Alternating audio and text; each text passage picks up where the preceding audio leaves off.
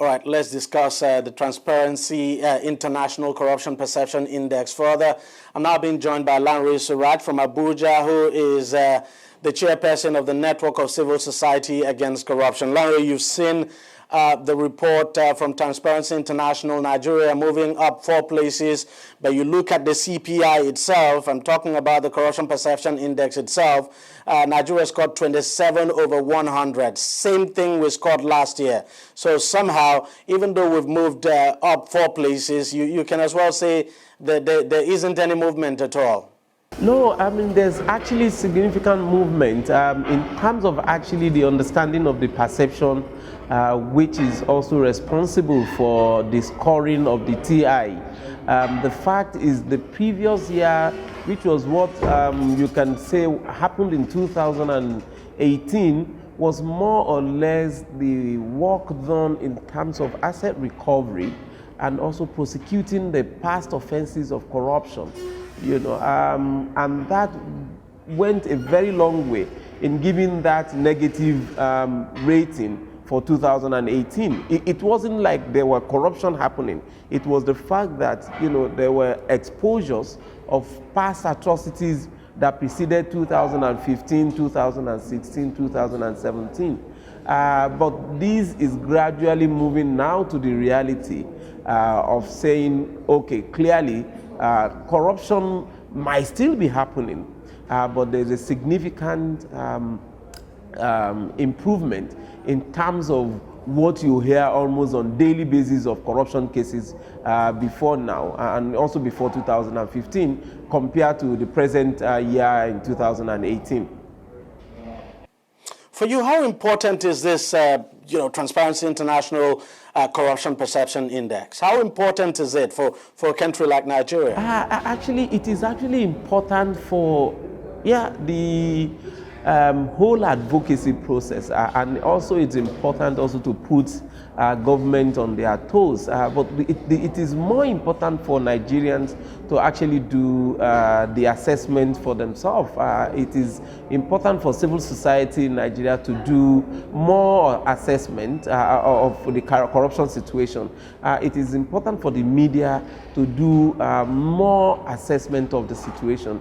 It is more important for the people to take serious the accountability quotients that the government is measured by, such that it is not only the international community that is basing the scores on the perception of both the international and local, and at the same time where even some other countries are not challenged. That is why you possibly don't see the other countries like the US and the rest of them, taking seriously the perception rating, because there are other benchmarks that are used locally, which is of equal importance to the countries than just the TI rating on corruption. You're the chair of a network of civil society organizations that are actually campaigning against corruption in this country. From your own reading of the situation in Nigeria today as we speak, how would you rate the performance of the current government now in its fight against corruption? If we would go by the rating, then we will want to compare between 2 different governments or 3 different governments. If we will do the rating within these 3 years plus, compared to the 5 years of the immediate past regime and the 8 years of the one before it, what you saw in the original 8 years was the creation of some of the institutions responsible for fighting corruption, but there wasn't any serious, conscious political will to actually fight the corruption to the extent of rooting it from the system. Unfortunately, the last regime also, rather than consolidate the effort of the 1999 to 2007, actually eroded some of the achievement of that period. What this government has been doing is significantly more of recovering the stolen assets and then arresting with the view of prosecuting, and which was why they've succeeded with some of the prosecutions, those who have been found guilty in the past. But there's still little done so far in terms of prevention. The prevention is actually better than what we are having in terms of recovery. Recovery is done at a huge cost to the country, and there's a huge vacuum in terms of preventing corruption from actually happening. And because you talked about recovery, something I just have to take you up on is the recent statement from the candidate of the PDP, Alhaji Atiku Abubakar, when he appeared at that media, the media forum now recently, and suggesting that that if he was the president, that he would choose to grant amnesty to looters, that way you're able to get these looters to return their monies and invest the monies in the country. What's your take on that? Actually, the statement of a corrupt person, that is actually the statement of a patron of corruption, that is the statement of someone who is also a beneficiary or involved in the corrupt process. There's nowhere in the world where you would grant such an amnesty to people who have been found wanting in the system. But then what is the essence of the law? The law says... But he said it worked in Turkey. No, let them bring the evidence of that to that effect. It is not just for people to make grounds standing or such, a very serious statement without showing inference of where exactly and who was that done for. How would you show that the crime does not pay if you will grant amnesty to people who have stolen? So all you're telling people to do is just to steal, come down and get some measure of amnesty, and then you are asked to go. You enjoy some part of the loot, and then you only give what you possibly have. You can't deter people from committing crime or even stealing by such posture. Any government, even if you're going to grant such a thing, you can't in any way make a statement to that effect. That is more or less an endorsement of criminality. One of the problems people have with the current government, its fight against corruption, is that, they say the government is selective in the way it fights corruption, that, it chooses not to touch those who are serving in the current government, and that there are corrupt persons too in the ruling party, and the government seems to be turning a blind eye, and that for politicians, once they decamp or defect to the ruling party from the other side, basically it's like the government chooses not to go ahead with their corruption cases.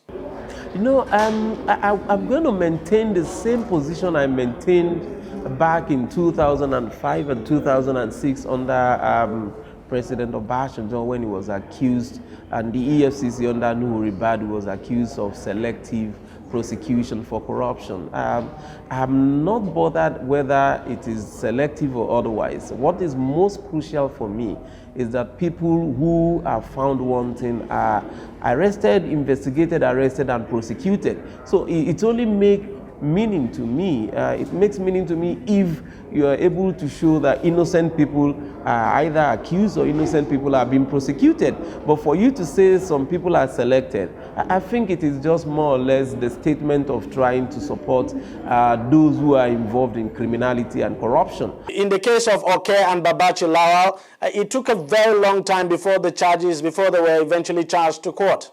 I mean, my organization had to write a letter to the Attorney General last week, giving a deadline of 1 month for that prosecution to happen, or otherwise we would proceed to court against the government. So it behoves both on the civil society and the media to consistently hold the government accountable. And for me, I think this is more than part of the responsibilities for us, rather than making excuses for those who are involved. It is for us to make sure that we raise the bar and the standard for government to actually act, no matter how long it takes.